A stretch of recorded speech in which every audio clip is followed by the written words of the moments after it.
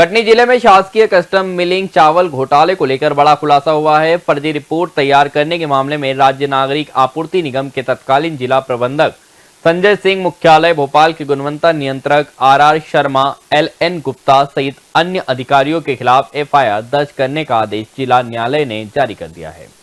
कटनी के Bajrang rice mill के proprietor ईश्वर रोहरा ने बताया कि 23 मई 2022 को तत्कालीन जिला प्रबंधक संजय सिंह को लोकायुक्त जबलपुर की टीम ने 60,000 की रिश्वत लेते रंगे हाथों पकड़ा था।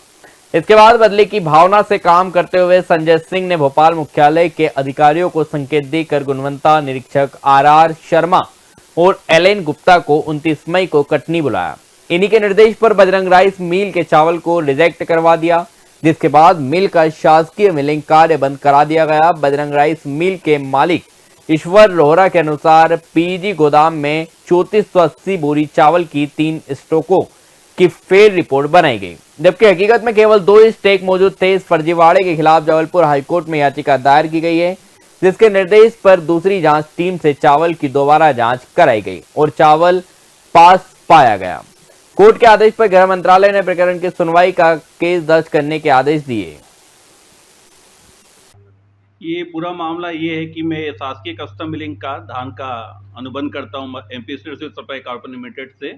तो यहाँ पे एक संजय सिंह पद से डिस्ट्रिक्ट मैनेजर के पद पे 2022 में मैंने उनको रिश्वत लेते हुए 60,000 की ट्रैप करवाया था।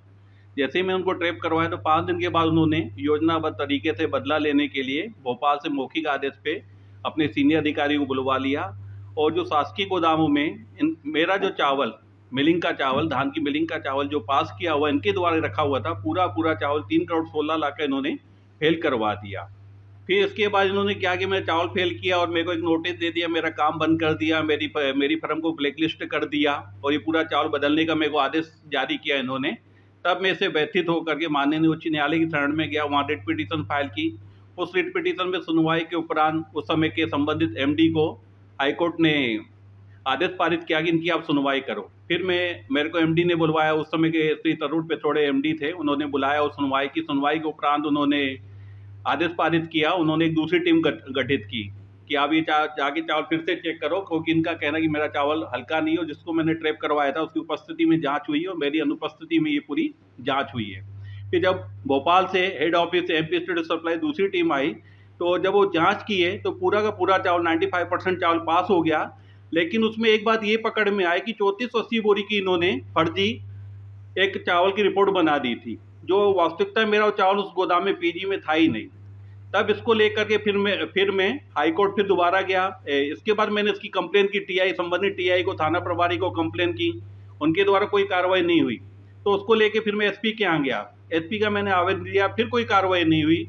फिर मैं SP का पुनः गया कार्रवाई के लिए कि इन्होंने जो फर्जी रिपोर्ट बनाई इसमें कार्रवाई हो, तो फिर जांच के नाम पे कोई कार्रवाई नहीं हुई।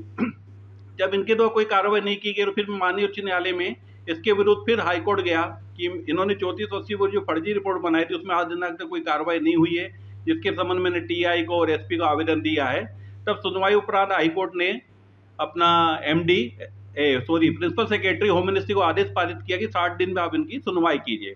तब मेरे को होम मिनिस्ट्री के PS ने बुलाया और सुनवाई की। सुनवाई उपरांत उन्होंने आदेश पारित कर दिया कि आपके पास 156(3) में वाद दायर करने का माननीय न्यायालय में रिमेडी है, आप उसमें जाइए, उसमें आप वाद दायर कीजिए। उसके बाद मैंने वहाँ पर परिवाद दायर किया कटनी न्यायालय में। तो कटनी न्यायालय में 24 जुलाई 2024 को आदेश पारित कर दिया कि इसमें थाना प्रभारी कोटला को कि इसमें अंतिम जवाब प्रतिवेदन प्रस्तुत किया जाए।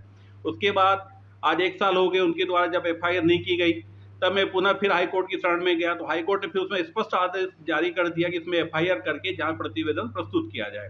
ये 16 जून को कोर्ट ने आदेश पारित कर दिया है, लेकिन आज तक उसमें कोई कार्रवाई पुलिस द्वारा नहीं की गई है, जिससे लगता है कि 1 साल पूर्व का आदेश और अभी 1 महीना पहले के आदेश में वो बार-बार सामने वाले को बचने का अवसर प्रदान कर रहे हैं। जैसे वो सामने वाला उच्च न्यायालय चला जाए, उच्च कोर्ट में चला जाए और उसमें जाकर स्टे ले ले, उसको बार-बार बचने का अवसर दे रहे हैं।